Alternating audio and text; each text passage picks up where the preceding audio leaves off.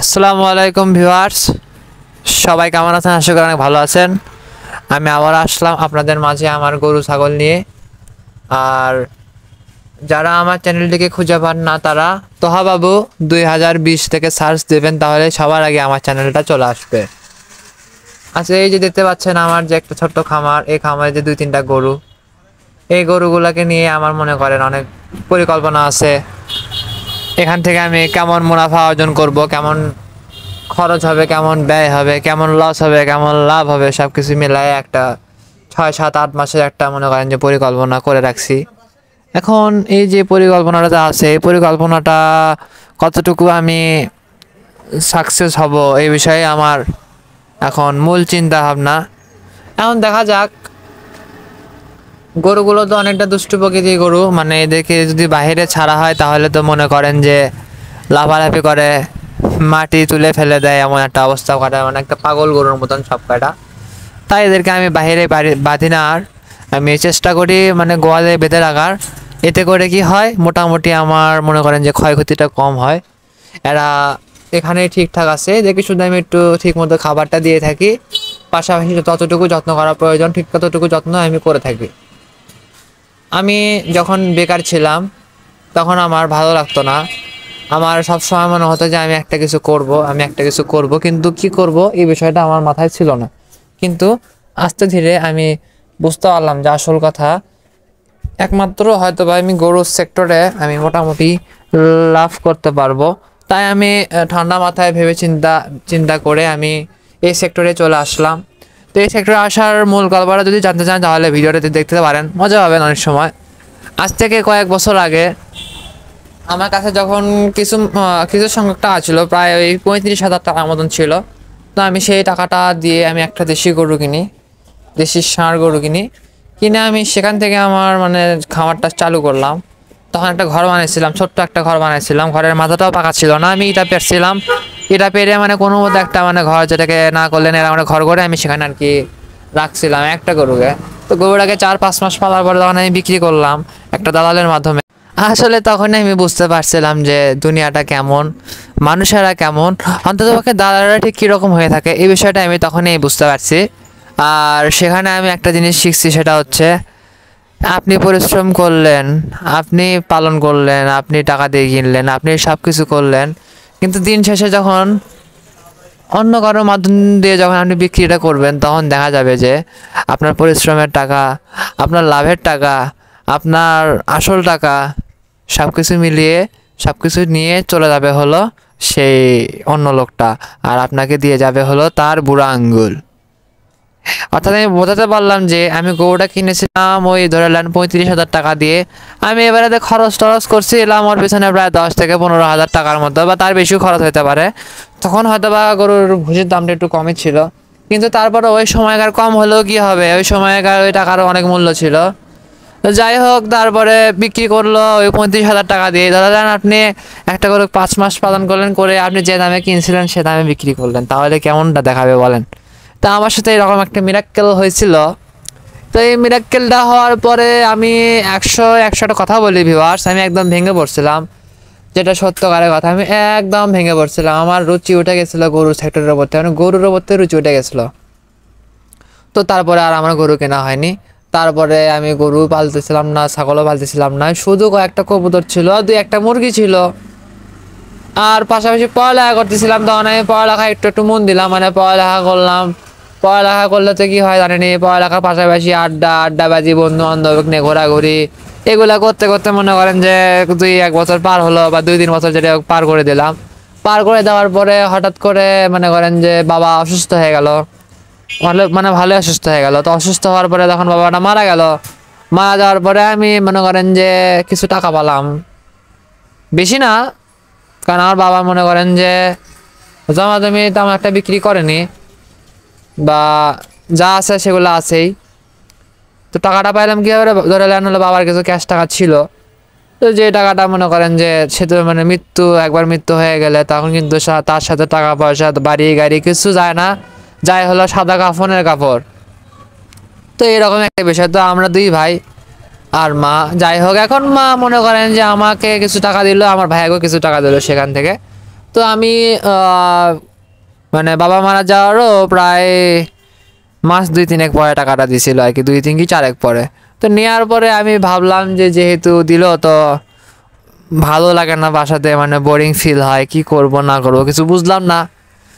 তারপরে মনে করেন যে আমি একটা বাইক কিনলাম, বেশি টাকা দিয়ে না, আমি সেকেন্ড হ্যান্ড বাইক কিনছিলাম, ওই 1,16,000 টাকা দিয়ে কিনছিলাম। কিনে আমার যেহেতু সেকেন্ড হ্যান্ড, একটা কথা বলে রাখি ভিউয়ার্স, সেকেন্ড হ্যান্ড জিনিস আপনি তখনই কিনবেন যখন দেখবেন যে সামনে থাকা ব্যক্তিটা বিপদে পড়ছে, সামনে থাকা ব্যক্তিটা আসলে বিপদে পড়ছে, বা অন্য কোনো কিছু ডাল মেঘুস কালা হয় এই ধরনের কোনো কিছু যদি হয়ে থাকে তখন আপনি কিনবেন, তাহলে আপনি জিতবেন। কিন্তু প্রয়োজন যখন আপনি খুঁজতেছেন পাচ্ছেন না, সামনে একটা গাড়ি পাইলেন সেকেন্ড হ্যান্ড, দামাদামি করে নিয়ে আসলেন, তাহলে আপনি আমার মতন ঠকে যাবেন। তো আমি গাড়িটা কিনে নিয়ে আসার পরে গাড়িটা দেখলাম যে মানে বাইকটা দেখলাম যে কার্বোরেটরের সমস্যা। তো গাড়ি কেনার পরে ভাবলাম যে না, কিনলাম আগে চালানটা শিখি তারপর গাড়ি কাজ করাবো না।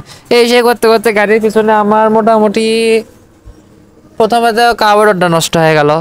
কার্বোরেটরের কারণে হলো গাড়ির ইঞ্জিনের সমস্যা দেখা দিল, রিং পিস্টন ক্ষয় হয়ে গেল, ভাল্ব নষ্ট হলো, তারপরে হলো ক্লাচ প্লেটটা নষ্ট হয়ে গেল। এত কিছু হওয়ার পরে তাও মানে গাড়ি চলতেছিল। মানে পালসার বাইকের একটা মজার বিষয় কি, এই গাড়িটা অমর টাইপের একটা গাড়ি, সহজে একবার অকেজো হয়ে যায় না। তো চলতেছিল, চলতে চলতে আবার একদিন কি হইলো, বাইকটা ঘরে তোলার সময় ভুলবশত পড়ে গেল, পড়ে যায় মনে করেন টাঙ্কি গেল চেকে। তো এখন টাঙ্কি যেতে চেকে গেছে। তো এই গল্পটা পরে বলি, আগে বলি যে এত কিছু নষ্ট হয়ে গেল। নষ্ট হওয়ার পরে আমি প্রায় 12,000 টাকার মতন খরচ করে আমি গাড়িটাকে ঠিক করে নিলাম। তো গাড়ি ঠিক করার পরে আলহামদুলিল্লাহ গাড়িটা তো রানিং হয়ে গেল, ভালোই লাগতেছিল, চলতেছে। তো গাড়ি ঠিক করার পরে তো কয়েকদিন পরেই গাড়িটা ঘরে তুলতে যে কি হলো, পড়ে গেল টাঙ্কিটা, একদম মনে করেন যে চেয়ে গেল, মনে হচ্ছে যে টাঙ্কির উপরে কেউ দাঁড়িয়ে বাড়ি মারছে বা ধারালো কোনো অস্ত্র দিয়ে চোট মারছে, এরকম একটা অবস্থা হয়েছিল টাঙ্কি দেখে, যেটা মনে হচ্ছিল আর কি, কিন্তু আসলে কিন্তু পড়ে গেছিলো। তারপর সেটা গ্যাসের মাধ্যমে ফুলে নেওয়া হলো, ফুলে নিয়ে আবার কালার করে নেওয়া হলো, কালার করে নিয়ে আবার তার উপর স্টিকার করে নিলাম। এরকম বিভিন্ন খরচ করতে করতে আমার দেখা গেল যে গাড়িটার পিছনে মোটে 1,40,45,000 টাকার মতন আমার খরচ হয়ে গেল কেনা বাবদ, চলাকালীন অবস্থায় 6 মাসের ভিতরে এই যে গেল। তো তৎক্ষণাৎ আমি একটা জিনিস বুঝতে পারলাম যে বেকার অবস্থায় এইরকম একটা সেকেন্ড হ্যান্ড বাইক পালার থেকে একটা গরু পালা অনেক ভালো, বুঝলেন ভিউয়ার্স? কিন্তু আমি সেইখানে একটা বেকুবি করে ফেলছিলাম, মানে বাইকটা বিক্রি করলাম, মেলা টাকা লস হচ্ছে, প্রায় 50,000 টাকা মতন লস করে বিক্রি করছে বাইকটা। বিক্রি করে দিয়েছি, ভালো কথা, বিক্রি করে দিয়ে টাকাটা নিয়ে আসার পরে আমি ভাবলাম যে একটা কাজ করি, আমি একটা চিকন চাকার ওই ব্যাটারি সিস্টেম যে রিক্সা পাওয়া যায় একটা কিনে ভাড়া দিয়ে দেই, 70,000 টাকা সামথিং দাম হবে, আর বাদ বাকি যে টাকা সেই টাকার মধ্যে একটা বাছুর ষাঁড় গরু ক্রয় করে নিয়ে আসি ওই 20-21 হাজার টাকার মধ্যে। এরকম একটা চিন্তা ভাবনা করলাম। তো যেই চিন্তা সেই কাজ, আমি আগে হাটে গেলাম যে একটা বাছুর গরু কিনে নিয়ে আসলাম।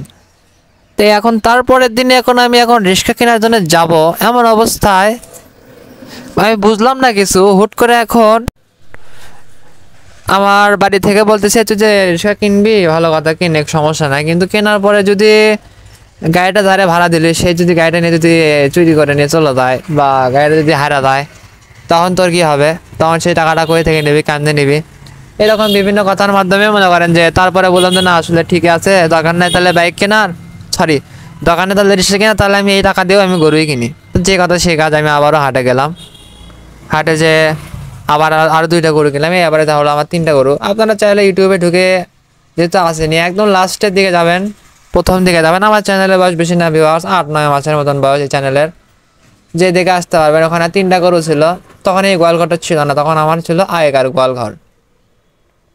তো এখন আমি ওখানেও তো বেকুবিটা করছিলাম কি, যে টাকাটা নিয়ে গেছিলাম না, ওই টাকার মধ্যে আমার একটা গরু কিনলে সেই একটা গরু পালন করে আমি ভালো টাকা লাভ করতে পারতাম। কিন্তু আমি বেকুবি করছিলাম কি, আমি ওই যে প্রথমে একটা ছোটো গরু কিনে নিয়ে আসে আমি টাকাটা ভাঙলাম, মানে টাকাটা কমালাম ভুল করে, তারপরে আবার 2টা গরু, তারপর আবার 2টা গরু নিয়ে আসলাম, 3টা গরু পালন করলাম।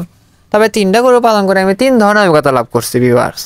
ক্রস গরুতে কীরকম লাভ হয় সে একটা অভিজ্ঞতা, দেশি মেয়ে গরুতে কেমন লাভ হয়, দেশি মেয়ে বাছুর গরুতে কেমন লাভ হয় সেটা একটা অভিজ্ঞতা লাভ করছি। তারপরে দেশি ষাঁড় বাছুর গরুতে কীরকম লাভ হয় এই একটা অভিজ্ঞতা লাভ করছি। তবে অভিজ্ঞতা শেষ নাই, শিক্ষার বয়স নাই, মার খাওয়ার মানে কি ডায়লগ আছে, যাই হোক ভুল মানে আমার খেয়াল আসছে না, যদি কারো মনে থাকে তাহলে কমেন্টে জানাবেন। তো এই যে একটা ভুল, ওখানেও আমি লস করলাম, লস করে আমি মনে করেন আবারও ভেঙে বললাম যে কি শুরু হলো আমার সাথে এগুলা, আমি যেটাই করতেছি সেখানে আমি বাস খাচ্ছি। তবে কি মজার বিষয়টা কি ছিল, এই 3টা গরু যেহেতু কিনছিলাম আমি তো 3টা একসাথেই বিক্রি করিনি, একটা গরু আগে বিক্রি করছি সেটাতে আমি লস খাইলাম, পরবর্তীতে আরেকটা গরু বিক্রি করলাম সেখানে আমার যাই হোক একটু লাভ হলো, তারপরে আরও একটা গরু বিক্রি করলাম সেখানে আমার মোটামুটি ভালো টাকা লাভ হলো এই 3টা গরুর ভিতরে।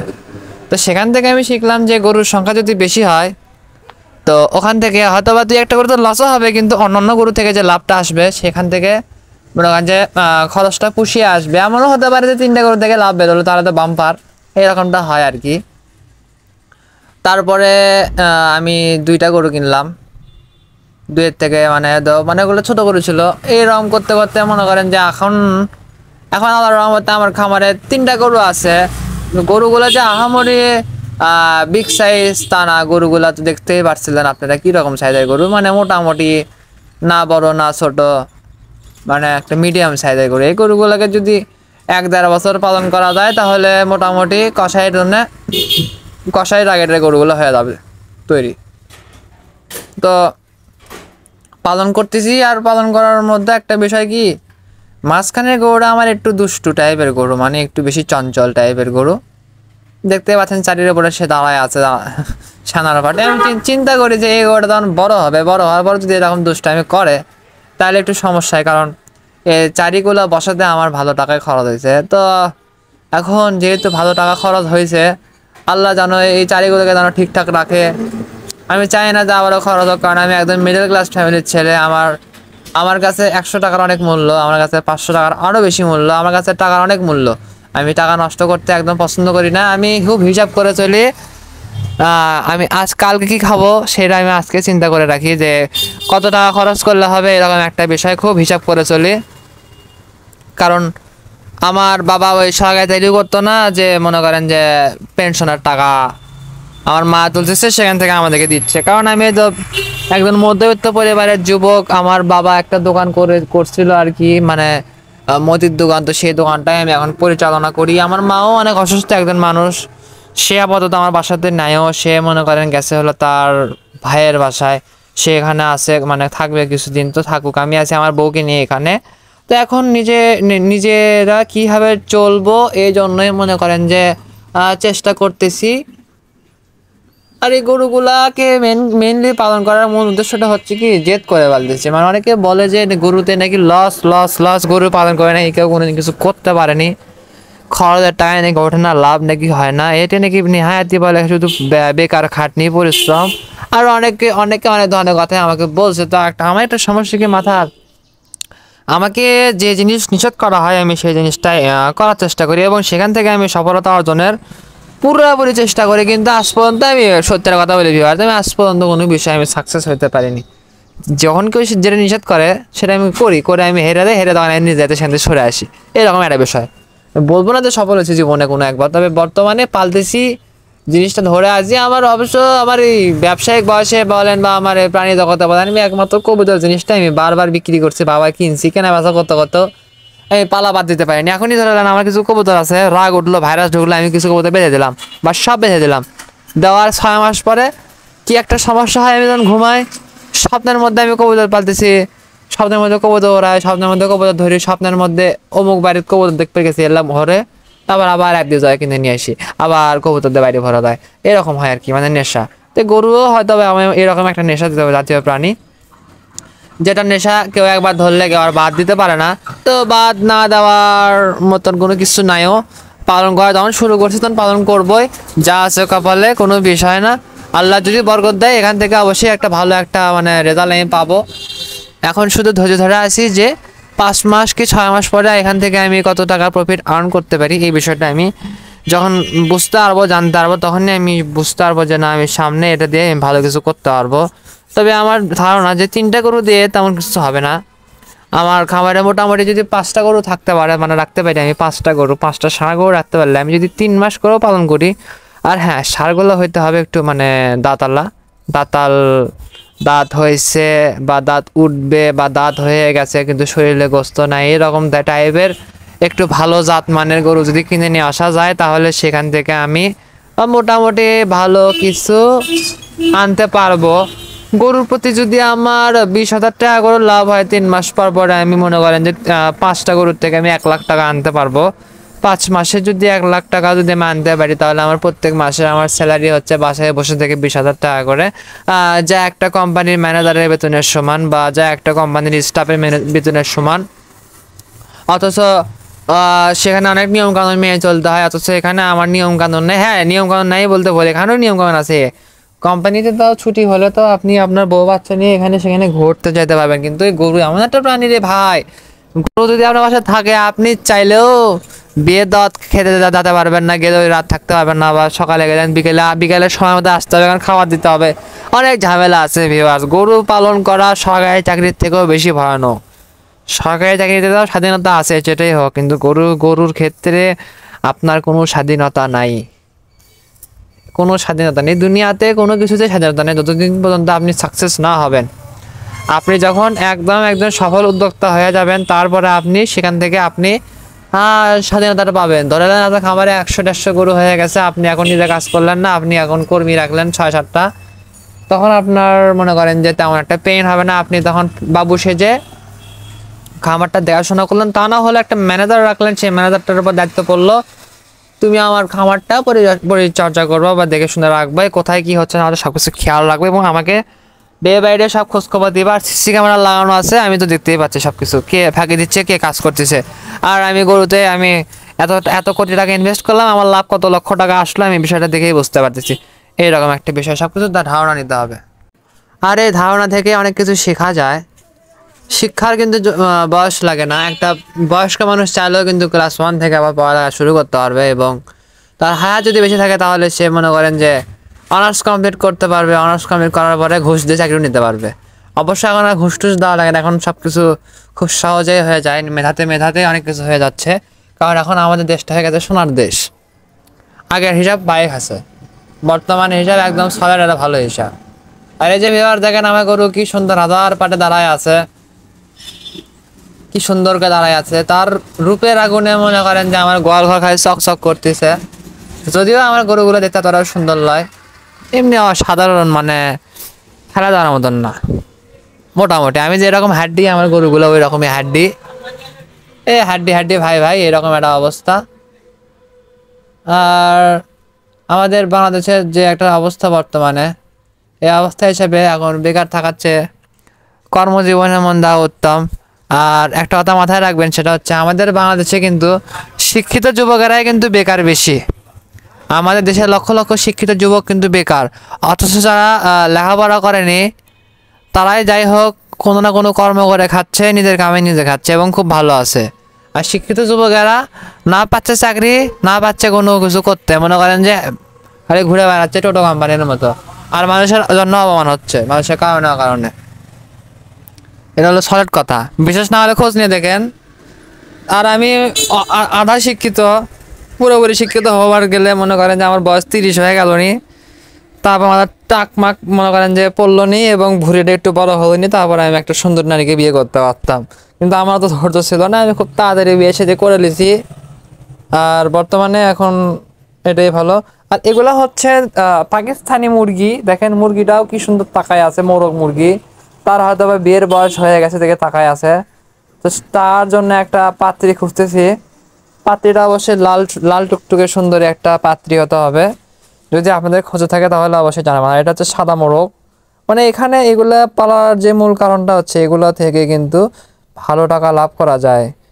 একের অধিক পালবেন, দ্বিগুণ টাকা লাভ করবেন। দেশাল মুরগির থেকে পাকিস্তানি মুরগিতে লাভ বেশি হয়, এই কারণে আমি পালন করি না এসব। এগুলো কিন্তু আমার না, এই সব কটা মুরগি আমার বড় ভাইয়ের। আমার বড় ভাই আবার মুরগি পছন্দ করে, সে কারণে মুরগি পালন করে। কিন্তু আমি আপনাদেরকে শুধু দেখালাম একটাই কারণে, যদি লাভ করতে চান, যদি আপনার ভালো লাগে, যদি জায়গা থাকে, তাহলে এইরকম জাতের মুরগি পালতে পারেন। আর এইগুলো হচ্ছে আমার মুরগি, তাও সম্পূর্ণ না, দুই একটা, মানে মোরগটা আমার, আর ডেকিগুলো হলো মানুষের। মানুষের বলতে আমার বড় ভাইয়ের, আমার নিজের লয়। আর এই বাড়িটা কিন্তু আমাদের না, এই বাড়িটা হচ্ছে আমার বড় আম্মুদের। আর আমরা সাধারণ ভাই গরিব মানুষ, আমাদের হলো এমনি টিন শেড বাড়ি, কোনো মতো ভাঙ্গাচুরা একটা বাড়ি। যদি ভিডিওর মধ্যে থাকে তাহলে অবশ্যই দেখাবো নি। আর মুরগিগুলা যদি পালন করতে চান তাহলে কিন্তু লাভ করতে পারবেন ভিউয়ার্স। মুরগির ডিম বর্তমানে 100 টাকা হালি, কিন্তু আমি বেচতে গেলে 50 টাকা হালিও কেউ দিতে চায় না, এটা হচ্ছে সলিড কথা। বা যখন আমার মুরগি ডিম পাড়া শুরু করে তখন মুরগির ডিমের দাম কমে যায়, আর যখন আমার মুরগি কুচা লেগে থাকে তখন মুরগির ডিমের দাম বেড়ে যায়। আজব একটা হিসাবে। দেখেন আমার বাড়ির, এটা হচ্ছে আমার গরিবের বাড়ি, আর এটা হচ্ছে বড় লোকের বাড়ি। তো যাই হোক, সমস্যা নাই। বিড়ালটি টিনের উপর ঘুরে বেড়াচ্ছে, বিড়ালটা কিন্তু অনেক ভালো একটা বিড়াল। আর আমার দোকানে মনে করেন যে বেচা কেনা একদম স্লো। কোনোদিন 100 টাকা বেচা কেনা হয়, কোনোদিন 200 টাকা বেচা কেনা হয়, কোনোদিন 300 টাকা বেচা কেনা হয়। এর উপর বেচা কেনা হয় না, 200-300 টাকা ধরে বেচা কেনা হয়। সেই টাকার মধ্যে মনে করেন যে নিজে খাই, গরু খিলাই, খিলে দিলে মনে করেন যে আয় ব্যয় করে চলিচ্ছি কোনো মতো। এখন কি যে করবো ভিউয়ার্স, মাথার মধ্যে তো কোনো কিছু আসে না। গরু পালতে গেলে মুরগি হয়ে যায়, মুরগি পালতে গেলে গরু হয়ে যায়, এই সব কিছু মিলাই দিন চলতেছে। তাহলে ভিউয়ার্স, আপনি গেলে খামারের কি অবস্থা? আপনারা কয়টা গরু পালেন? আমার জানা মতে আপনি গেলে খামারের মেলাটি গরুই আছে। কারো খামারে 10টা, কারো খামারে 20টা, কারো খামারে 100টা, কারো খামারে 200টা। আর মুরগিও পালে, যাই হোক। অনেকের খামারের যা দেখা যাচ্ছে যে 500-700, 1000, 2000, 5 লাখ, 6 লাখ মুরগিও আছে। এগুলো হলো সোনালী মুরগি। সোনালী মুরগি গেলে গায়ের লাগানো ডিপ হয়, যেটা আমার ধারণা। আমি একবার দেখছিলাম বরম মারা পালছিল। তা আমার মুরগি তো, আমার আবার একটা পাকিস্তানি মুরগি আছে গলা ছেলা, ওটা দেখামনি বা দেখছেন হয়তো ভিডিওর মধ্যে, ছিল এক সময়। তো বাংলাদেশের যে একটা ওয়েদার, এই ওয়েদারে মোটামুটি সকল ধরনের মুরগি পালন করা সম্ভব। আমাদের আশেপাশে অনেক বেকার যুবকেরা আছে যারা এখনো কোনো কিছু করতেছে না, তারা নিজেদের মনই স্থির করতে পারতেছে না, তারা কি করবে না করবে এই বিষয়ে ভাবতেছে না। কিন্তু আমার মধ্যে ভাবা উচিত, চিন্তা করা উচিত। অনেকে আছে, অনেক শিক্ষিত পোলাপান আছে যারা এখন মনে করেন যে পাঁচ ঝাড়ের নিচে বসে থেকে শুকনা খায়, তারপরে বিভিন্ন চিপা চাপা দিয়ে শুকনা খায়। তো এগুলা করে কোনো রকমের লাভ নাই। যে টাকা দিয়ে খায় বা যে টাকাটা দিয়ে মাধ্যমে হোক ম্যানেজ করে খায়, এটা সম্পূর্ণ আর কি খারাপ একটা দিক। ওইটা খাওয়ার থেকে যদি আপনারা যদি দুই একটা মুরগি কিনা পালেন, হয়তো বা মানুষেরা বলবে যে এর লাগে তো মেয়ে গেলে কাজ, তুই করিচ্ছ কিছু। যারা কবে তাকে কবেন যে আচ্ছা ছেলেকে কাজ ধরে দেন, আমি করিচ্ছি। আবার অনেকে টিটকিরি মারবে লাভ নেলে শুনে। আপনারা চেষ্টা করেন ভিউয়ার্স। আমি নিজেও একটা সময় যাই হোক ভুং ভাঙের মধ্যে ছিলাম, থাকে আমি দেখে আছি যেগুলোর মধ্যে কোনো কিছু নাই, আছে শুধু মনে করেন যে অভাব অনটন আর হলো ক্ষতি, ক্ষয়ক্ষতি। তাই পরিশেষে যেটা বুঝলাম যে আপনি যদি পরিশ্রম করেন, আপনি একদিন অবশ্যই ফল ভোগ করতে পারবেন। এই যে গাছগুলো দেখতে পাচ্ছেন, গাছগুলো অযত্নের কারণে গাছগুলোর এই দশা। আর কবুতরও আছে আমার বাসায় 2-3টা, যেটাই হোক কবুতরগুলো আমি ডিম বাচ্চা করাচ্ছি না, শীত যেহেতু পড়ছে মোটামুটি। এখন কবুতরগুলোকে আমি কৃমিনাশক ইঞ্জেকশনটা করাই নেবো এবং কিছু ভিটামিন খাওয়াবো, খাওয়াই রেডি করবো, তারপরে আমি ডিম বাচ্চা করার জন্য প্রস্তুতি নিব আর কি। এই শীতে শখ আছে 4 জোড়া বাচ্চা করার, মানে প্রত্যেক বছর শীতে একটা চান্স থাকে বাচ্চা করানোর। সেই সময় কিছু বাচ্চা কাচ্চা করে নেওয়া হয়, তারপরে আর কি ছুটি দেওয়া হয় এদেরকে। দেখবো যতদিন আমি গরু পালবো ততদিন আমার বাসায় 2-4টা হলেও কবুতর রাখবো। কবুতর বেশি একটা থাকে না আমার বাড়ি, কবুতর কমই থাকে। মুরগিটা মনে করেন যে সবসময় থাকে। ভাইরাস আসলে এখন আবার জবটব করা হয় না, ওষুধপত্র খাওয়ানো হয়, যার কারণে মনে করেন যে সমস্যা কম। মানে মৃত্যুর হারটা আল্লাহর রহমতে কমে গেছে, লাভের হারটা এখন একটু আগের থেকে একটু বেশি হচ্ছে। এটা কোনো বিষয় না। আমাদের দেশে এখন সকল স্তরে সকল ধরনের এলাকাতে মোটামুটি ভালো রকমের চাষাবাদটা হচ্ছে, যেটা এক সময় হচ্ছিল না। এখন খামার কিন্তু চারপাশেই হচ্ছে। আর খামার হওয়ার যে মূল একটা বিষয়, খামারিদের লাভ হয়, এই খামারিরা খামার করে। আর মুরগির খামারটা কিন্তু অনেক একটা উন্নত মানের খামার।